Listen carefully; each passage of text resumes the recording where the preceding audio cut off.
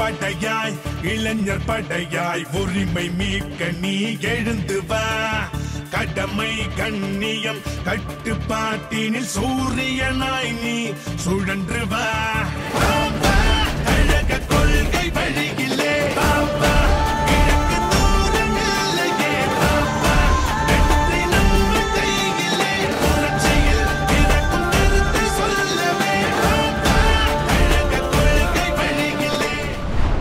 மதுரைக்கு பல்வேறு திட்டங்களுக்கு நிதி ஒதுக்கி பல இடங்களில் புது குடியிருப்பு கட்டடம், அதேபோல் மதுரை மெட்ரோ ரயிலுக்கு திட்டம், டிபிஆர் நிதி தேவைப்படுற அளவிற்கு ஒரு கடன் திட்டம், இதெல்லாம் ஏற்பாடு செய்திருக்கிறேன். தொகுதியில் 2017 பேருக்கு அரசு நலத்திட்டங்கள் பலனை சேர்த்திருக்கிறோம். 1087 பேருக்கு முதியோர் உதவித்தொகை, 537 பேருக்கு விதவை உதவித்தொகை, 51 பேருக்கு மாற்றுத்திறனாளி உதவித்தொகை, சொல்லிக்கொண்டே போகலாம்.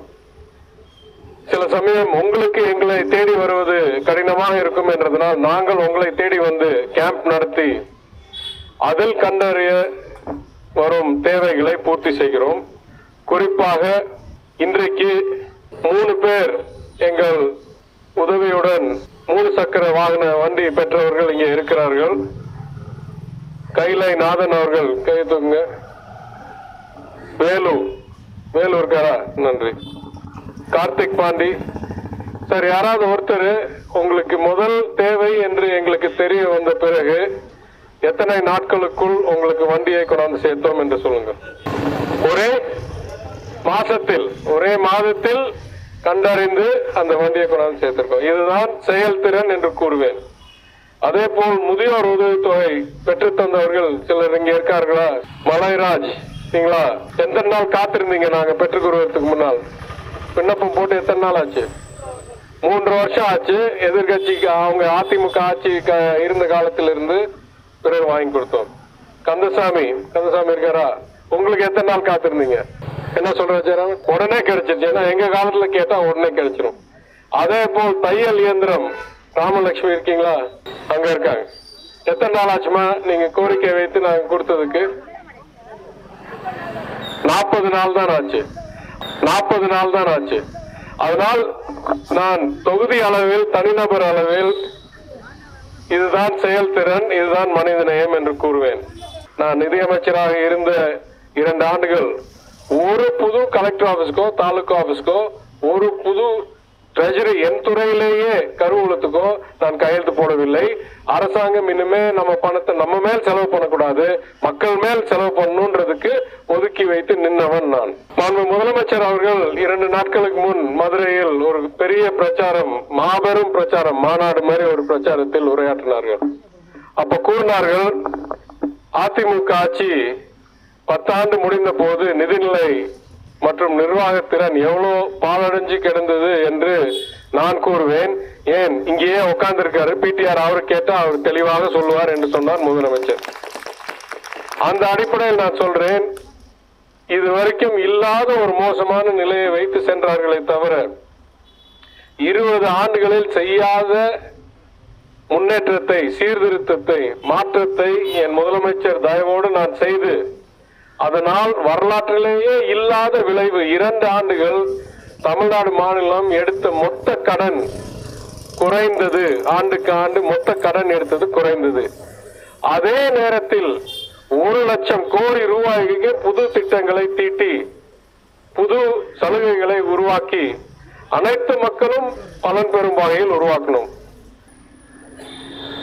எந்த சமுதாயம் பெண்கள் மேலும் குழந்தைகள் மேலும் கூடுதல் கவனம் செலுத்தி கூடுதல் நிதி ஒதுக்குதோ அதுதான் எதிர்காலம் ஒளிமயமாக இருக்கக்கூடிய சமுதாயம் என்ற விஞ்ஞானபூர்வ வரலாற்றில் தெளிவு வந்த உண்மையை அறிந்து எந்தெந்த வகையில் பெண்களுக்கும் குழந்தைகளுக்கும் உதவி செய்யலாம் என்று திட்டமிட்டோம். 2 சிறப்பான திட்டம் நான் கூறணும் என்றால், முதலமைச்சரின் காலை உணவு திட்டம் 16 லட்சம் இளைஞர்களுக்கு எல்லா அரசு முதன்மை பள்ளிகளும் வழங்கப்பட்டு வருகிறது.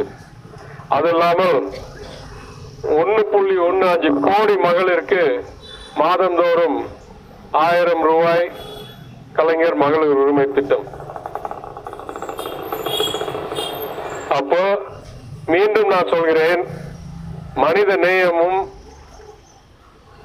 செயல்திறனும் அரசியல்வாதிக்கு அழகு. இந்த அடிப்படையில் நான் அதிமுகவை ஒப்பிட்டு பார்த்து சொல்வேன், அவங்களை விட சிறந்த மனிதநேயம் உள்ளவர்கள், சிறந்த திட்டத்தை தீட்டக்கூடியவர்கள், அவர்களை விட சிறந்த செயல்திறன் வைத்திருக்கிறவர்கள் நாங்கள். ரெண்டும் உண்மை, ரெண்டும் மீண்டும் மீண்டும் சொல்லுவேன். யாரோடு வேணாலும் விவாதம் செய்வதற்கு நான் தயாராக இருக்கிறேன். உதாரணத்துக்கு 4 ஆண்டுகள் 1 ரூபாய் ஒதுக்காம 1 கிராம் தங்கம் வாங்காம தாலிக்கு தங்கம் திட்டத்தை மறைமுகமாக நிறுத்தி வைத்திருந்ததை இன்னுமே 4 ஆண்டு ஒன்னா செய்யறதுக்கு 2800 கோடியும் எங்களால் தீட்ட முடியாது. 4 ஆண்டு லேட்டா தாலி கொடுத்தியும் பிரயோஜனம் இல்லை.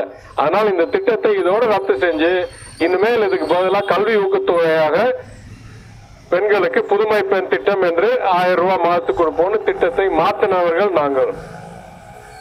அது அவங்க சொல்றாங்க, தாலிக்கு தங்கம் திட்டத்தை நாங்க நிறுத்திட்டோம். நிறுத்தினது அவங்க 4 வருஷம் 1 ரூபாய் ஒதுக்கல, 1 கிராம் தங்கம் வாங்கல. அதுக்கப்புறம் எங்களை வந்து நீங்க நிறுத்தினீங்கன்னா நீங்க சொல்லாம நிறுத்தினீங்க, நாங்க நிறுத்திருக்குன்றத சொல்லிட்டு வேற திட்டத்தை அதே 690 கோடி ரூபாய் ஆண்டுக்கு மாத்தணும். இதையெல்லாம் நான் சாதாரண தேர்தலில் கூறுவேன். ஆனா இது வந்து ஒரு அசாதாரண தேர்தல். ஏன்னா 10 ஆண்டுகள் ஒரு கொடூரமான ஒரு பாசிச மாநிலங்களையும் மக்களையும் அடிமைப்படுத்தும் எண்ணத்தோடு நடக்கிற ஒரு ஆட்சி டெல்லியில் நடந்து கொண்டிருக்கிறது. இந்த ஆட்சிக்கு மனித நேயமும் இல்லை. 2 உதாரணம் சொல்லணும் என்றால், பண மதிப்பிழப்பு என்ற கொடூரமான திட்டத்தை உருவாக்கி எண்ணற்ற மக்களின் வாழ்க்கையில் இருட்டை கொண்டாந்த ஆட்சி இது. மனித நேயமும் இந்த ஆட்சிக்கும் தொடர்பே இல்லை என்று முதல் உதாரணம். 2வது, உலகத்திலேயே எங்கேயும் இல்லாத ஒரு கொடூரமான, ஒரு நேரத்தில் அறிவித்து 4 மணி நேரத்தில் நாடு முழுவதும் லாக்டவுன் சொல்லி எண்ணற்ற கோடி மக்கள் வாழ்க்கையிலும் எண்ணற்ற லட்சம் பேருடைய உயிரும் பலி போன ஒரு அரசாங்கம் இந்த அரசாங்கம். மனித நேயத்துக்கு 1% கூட சொந்தக்காரர்கள் இல்லாதவர்கள். சரி, செயல்திறன்ல இருக்கா? செயல்திறனை பார்த்தா ஒரு திட்டமிடாமல் ஒரு அறகுறை அறவேற்காடு ஜிஎஸ்டியை உருவாக்கி முதல் 6 மாதங்களில் 180 திருத்தங்களை கொண்டாந்து பாக்கி இருக்கிற பொருளாதாரையும் கொண்டு விட்டார்கள். எந்த திட்டத்தை தொடர்றாங்களோ எல்லா வகையிலும் தோல்வி அடையும் திட்டமாகவே இவங்க நடத்துறாங்க. பிஎம் கிசானா இருக்கட்டும், PMAY இருக்கட்டும், ஊழலும் தவறும் தான் நடக்கிறதுக்கு கூடுதல் வாய்ப்பை தவிர சிறப்பாக செயல்திறன் இல்லவே இல்லை. பிணமாக இருக்கக்கூடிய இன்றைய ஜனநாயகத்தை பணநாயகம் என்ற விஷத்தை வைத்து பிணமாக்கி எல்லா அதிகாரத்தையும் தனிநபர் கைக்கு கொண்டு சேர்த்த இந்த அரசாங்கம் ஒரு நாள் நீடித்தால் இனிமே நம் வாழ்நாளில் அறிந்த இந்த இந்தியா நீடிக்காது. இனிமே தேர்தல் நடக்குமா இல்லையா என்றே பலர் கேட்கிறார்கள். நானும் அந்த கேள்வியை வழிமுறைகிறேன். எனவே இந்த தேர்தலில் இந்த மதுரை மாநகரத்தில், மதுரை மாவட்டத்திலேயே சிறந்த ஆதரவு தொடர்ந்து கொடுத்து வரும் இந்த மதுரை மத்திய தொகுதி வாக்காளராகிய நீங்கள் அறிவால் சுத்தியல் நட்சத்திர சின்னத்தில் சென்ற முறை விட அதிக வாக்கு வித்தியாசத்தில் இந்த முறை தோழர் சு வெங்கடேசனுக்கு வாக்களித்து பாசிசத்தை அழித்து ஜனநாயகத்தை காப்பாற்றி தமிழர்கள் வாழ்க்கு ஒரு எதிர்காலம் இருக்கட்டும் என்ற அடிப்படையில் தயவு செய்து 19ஆம் தேதி வாக்களியுங்கள் என்று கேட்டு இந்த வாய்ப்புக்கு நன்றி கூறி நான் விடைபெறுகிறேன். வணக்கம்.